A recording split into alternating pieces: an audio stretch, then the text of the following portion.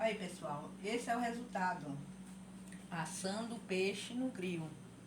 A primeira vez que a gente assou, muito gostoso, não desmancha. Fica delicioso, molinho, muito gostoso. E uma delícia, e é rapidinho.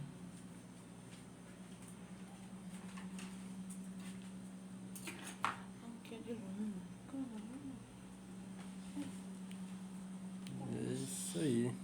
Ficou muito bom. Show. Agora é só saborear.